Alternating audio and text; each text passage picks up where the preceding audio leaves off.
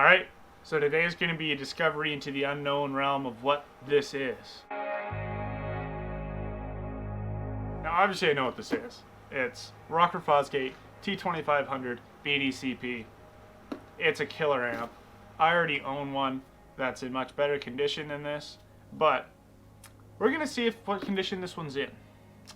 So I guess I'll start with the story on this guy. Sitting in bed one morning, perusing the Facebook marketplace, bang, okay, this amp's for sale for $1,500 Canadian. Messages the guy just be out of curiosity, and then ends up, I strike a deal with him because he needed the money, and he needed it real quick, so he ended up selling me this for $700 with a set of Kicker CVX 15s, which 1,000 watts RMS a piece, used. You know, because he was wanting to get rid of it so quickly, the transaction happened the same day, everything like that. I was unable to actually be there during the transaction, so I never got to take a look at these before I really purchased them.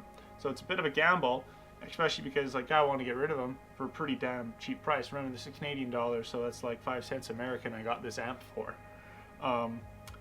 And the reason I don't think it's hot or stolen is because I was able to see a video over Facebook of this amp playing these subs, which would reflect on him owning it and having it in a vehicle or a buddy's vehicle or something. So they ran together. It doesn't look like it was just lifted.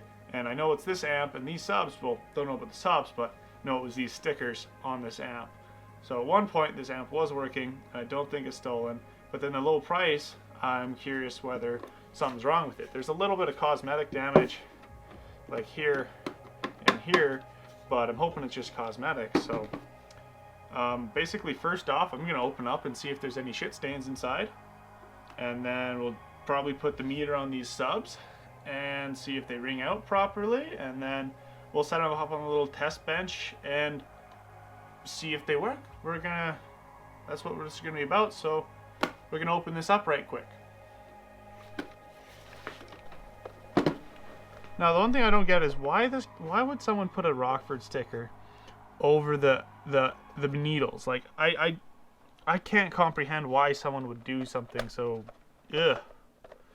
The screw's not all the way out yet. There we go. There she is. Boom. Alright. Here's the reveal.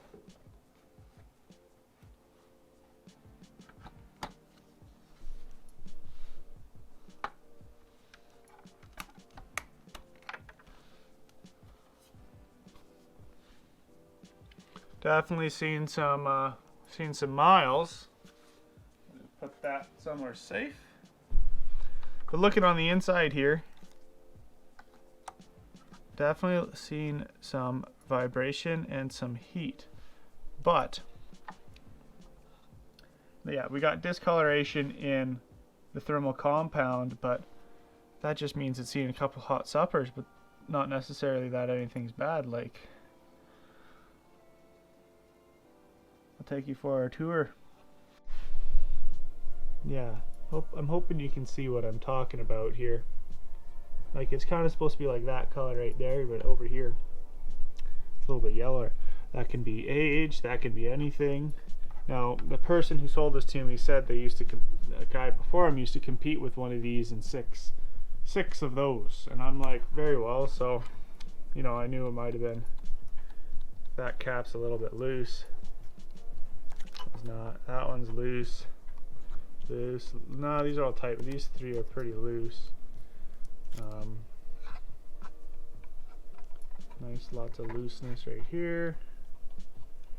Right here. Oh yeah. I know these amps thermal around 100 degrees centigrade. Somewhere in that ballpark. But oh, I gotta take all these stickers off for sure. Clean them up real nice. Like, who puts stickers on an amp like this? Not me, that's for sure. Now, if you guys have any like idea like why this is all yellowed out like this, whether it's just when like some of the corner shots are a little bit wider, maybe it is from heat, maybe it's from time used. I'm not an expert here, but she doesn't smell burnt. nothing looks that bad, but just for sake of comparison, I'm going to open up my other one and we'll do a side-by-side shot and see if we can see any differences. Alright, in here, we got mine out, got mine open. You can see what I mean by the discoloration from the thermal pads and the thermal compound. Quite yellowish in tinge here, white in mine. I mean, I've had this thing up to temp, like, thermaled it. Actually, I don't know if I've ever got this into thermal overload before. Got my T1000 that I used to own into thermal overload. Lots. It's still running. It's running in Buddy's car.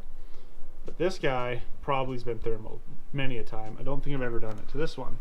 But notice you can see some of the elastics in there, even though it's more like a tough silicone, is gobbed in the same places in the manufacturing process.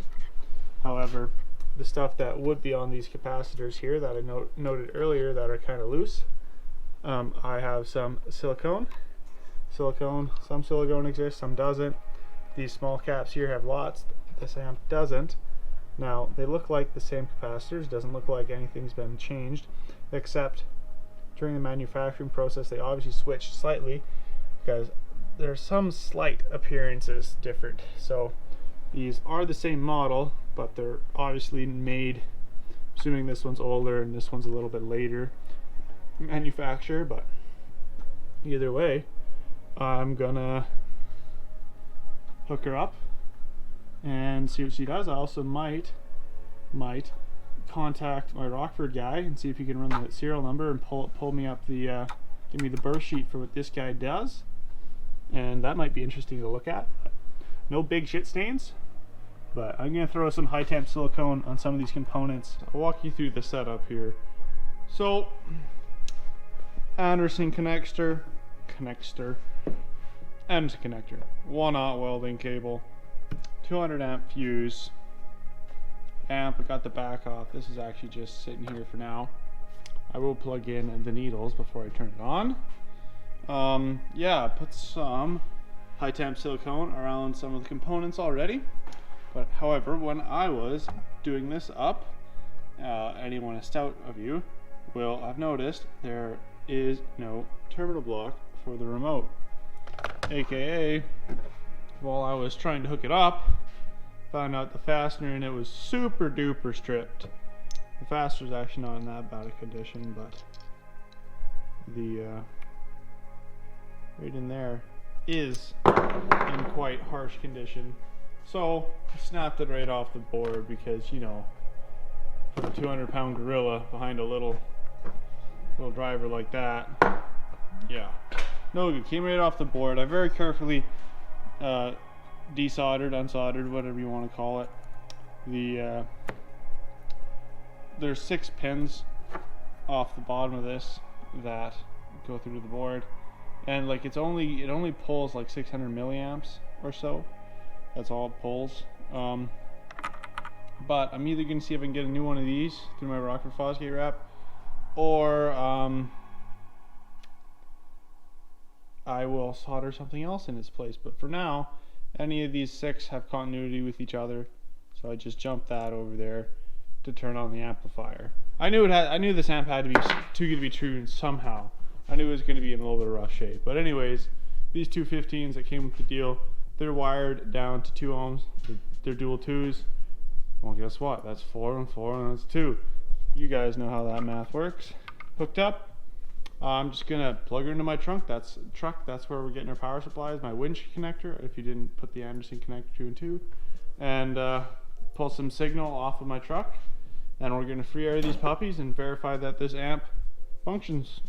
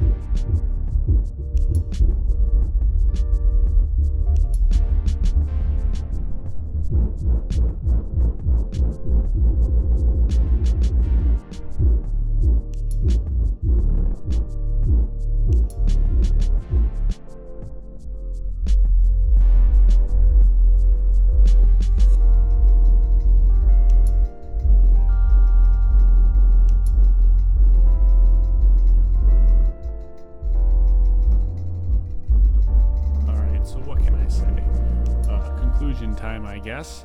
Obviously not shooting this on film, overlaying this part with some voice probably a couple months later than after I shot this first stuff here. Well, I ended up using the amp and these two subs and put them through hell for about 4 days straight during a party weekend, and the amp holds up. Never got a new terminal block for it. I'll show you a couple videos here, one from my cell phone playing in my truck setup.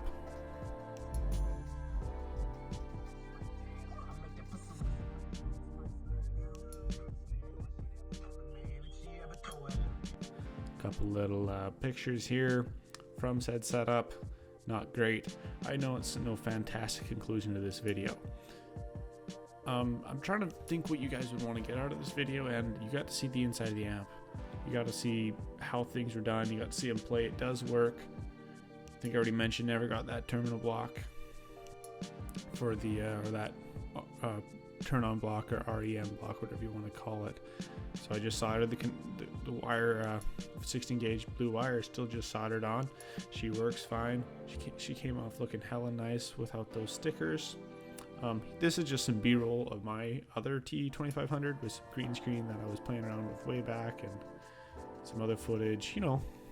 Anyways, just fill in your screen with something while I talk to you here. Otherwise, yeah. This was a little bit of an adventure. I do plan on selling the amp at market value or using it myself, but otherwise it's just going to sit on a shelf for the near being. If you have any questions about this amp or my experience with these, or why the hell did I cover it in like cheapo thermal compound, or not thermal compound, but like basically if you have any questions about anything I did or opinions, share them in the comments. You guys have a good one.